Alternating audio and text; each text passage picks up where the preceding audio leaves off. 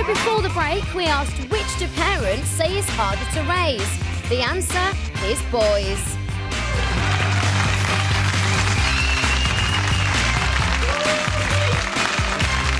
But first, what's harder, raising boys or girls? With boys, of course, you've got the mess. You've got the muddy football boots and the smelly pants.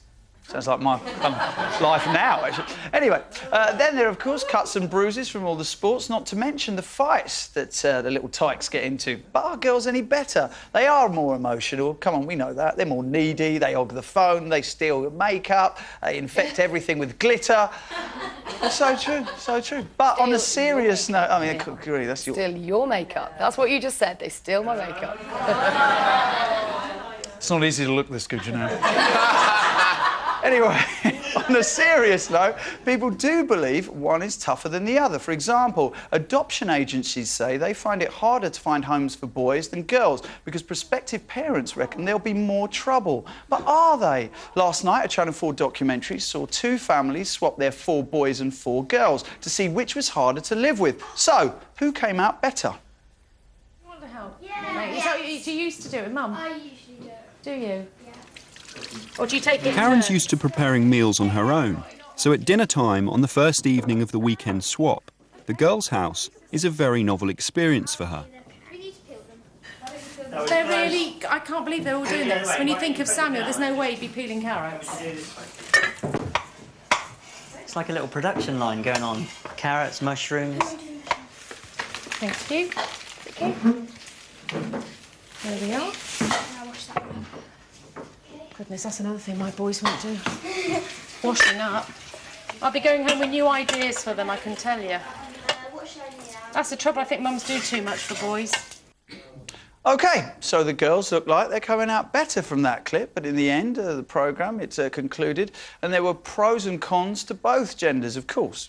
And child development experts agree. They say bringing up boys is as tough as bringing up girls, but that they're harder at different points. For boys, it's around 5 years old, when they want to take risks and put their hand in fires.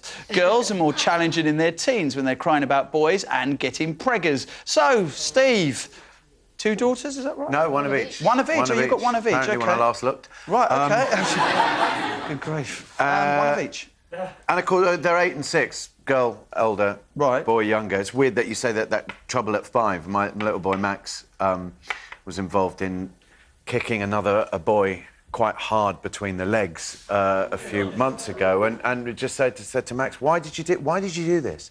Trying to understand, he just went, he was really annoying me. And you're like, oh, they do that thing where they just don't think. They're just like all out. It's like there's no thinking. How many times in your life would you have loved to have done that to someone who was annoying you? How many times in his life has he done that? Oh, yeah. Oh, yes, maybe it was you that set the example there, Steve. But I think that's right. But the girls think they're absolutely delightful around the age that my daughter is, about kind of, 6, 7, 8, 9. The fear is, there's a whole world of pain post-12. The reports I get from other dads who are just like, they've suddenly, overnight, my daughter's gone from being this just angel to being like, don't tell me that! I ain't cleaning my room! So, where did that voice come from? And where was it? No, I ain't going to talk about it! Get out of my face! Like, really, properly middle-class girls are just like, you're now a horror. You're a freak. And if I could lock you away for the next 5 years, I would. And that's a scary thought. I think that's true, that the boys are trouble earlier, then the girls are a bit more of a handful later on. My gosh, Natalie... You've got that? Yeah, I've got that because I've got a little boy and a little girl. It does seem about phases. These kids go through different phases, but I would have thought that girls would have been higher maintenance throughout childhood and going into teens. Like, certainly from my experience, right, I was going to say, yes. I think I was harder work than my brother growing up. But then, kind of, when he hit 17, he kind of rebelled. So I think it's a case-by-case thing. But boys... Men, generally, seem to be fairly simple. They need to be fed, they need to sleep. Just go and run riot. Just do what you like. Girls need a bit more Just instruction. like bears. Yeah. Food, shelter, Woods. love. So I don't think you can generalise. I mean, I had a very different opinion. Did, yeah. Well, no, I don't, but I was talking to my mum and her sister last night about it, because they're 4 girls, and their father really, really, really wanted a boy, and so I think so did their mother, but they had 4 girls, and he said that the worst thing about having 4 girls was the waiting time while they got ready. And so what he did is he decided that he was going to put this waiting time to good use. So he learnt the piano. And he became an accomplished pianist over the years because he had to wait so long for them. But Mum says even now when she hears the piano played, she gets nervous because she knows she's late. Brilliant. That's brilliant. Yeah. Great idea. Yeah. So, Adam, you simple creature, according to... No, I admit it. No, we are. I think, man... Well, I think it's one of those things... I think you worry less about boys for some reason. Right, yeah. Because boys are like, they're robust and they fall over and they get up, and girls are a little bit more sensitive, or we assume they are, and so we're more protective of them. And I think it was interesting in that clip that you showed, you know, the girls doing the cooking. And I think parents also assign gender roles to their kids very early on. Yeah. And so the kids don't know any better. They're simply being taught things like boys don't cook, girls cook, do la la la la. And then we start complaining about, well, why do girls cook and why do boys do this? And it's because we assign them gender roles very early on in their lives anyway. That's a very good point. Eric, what do our lovely audience members We got to do. say We'd about have this? Lisa next to me from Boreham Wood. You Hello. have 2 boys, don't you? So what's harder? I've got 2 boys, and having been a girl, many Having years been one? ago, many years ago. You still look like one, it has to be said. I haven't morphed. I think it's got to be a lot easier bringing up boys, although I would like them to smell nicer. They're not sweet smelling and they're not fluffy and pink, but no, You've just... How old are they, by the way? They're 18 and 15. You've just annihilated them in front of their mates, haven't you? Like they... He's up there. Oh, is he? Oh, is he? How are you? You all right? Did you deodorise this morning? Yeah, I'll go, see? Look at that, you just annihilated him. Yeah, you sure he definitely smell all right? Yes, good. Gentleman sitting next to you, does he smell all right? Yeah, he's all good. right. Well, there you go. Doesn't make great television, the smell test, but I had to check just in case. All right. So why do you think then? Well, I find them that they're not high maintenance. I think that girls and teenagers and teenage girls, you know, obviously with the phones and the hair and the borrowing my stuff. I mean, I'm not up to sharing my frocks and my makeup, but no, that boys are easier. Boys are easier. High maintenance. I can't believe. I mean. Natalie, I mean, she didn't look... I mean, Kirsty, neither of those look high maintenance. What? I mean that, genuinely, yeah. You said that the other day, didn't you? You're so low maintenance, Yeah. Kirsty. First I was lying then as well, right. We have actually got We've got Lynn. So mean. We have Lynn on line 1. Hello, Lynn, how are you? Hello, I'm fine, thank you. And thank you for calling in, Lynn. Girls... Boys, what's easier? Because I've got a kind of nearly a 3-year-old boy, I've got a 1-year-old girl. What's going to be easier for me? Well, I'm a single parent myself. Okay. And I've got a boy of almost 15. Wow. And I can definitely say, without a shadow of a doubt, that boys are far harder to bring up than girls. Wow. They're messier, they're moodier, they need motivating. I think girls become independent at a much earlier age than boys, because boys have this outdated opinion that parents are there to do everything for you, basically. And if you can, why should they? If there's a parent there to do it for them, Lynn, why is that outdated? Parents are there to do everything for us boys, yes, aren't they? but they get to an age where they need to be more independent. And I do think that boys take far longer getting to that stage than girls do. Gosh, OK. I think puberty, with a girl, you can see more easily what is happening with a girl through puberty, whereas with a boy, you can't. I think you're a bit more forgiving of a girl. Right, OK, Lynn, thank you very, very much for that. I think we've got time for one more caller. Yeah, we have Louise next. She's on line 2. Hello, Louise. Hiya. Mum of 5? Yeah, and one on the Do way. you want me to buy you a TV? So you got something else to do in the evenings? Mum of 5? I love being a mum. Wow. OK, boys and girls? Yeah, boys, 3 boys, 2 girls. Wow, you are a hero. 5, isn't that amazing? Super mum. OK, easier. Boys. Why? Oh, they are just, you know, you can give a boy a football or a bike and they go off to the park and pretty much get on with it, girls. Here's a box of matches, run off, you'll be fine. Oh, no. Really? So what's wrong with the girls then? Oh, they just cat at each other all the time. both want to be mum all the time, and one doesn't want to be mothered, and the other one wants to mother the other one, and it's just a constant battle of wills all the time.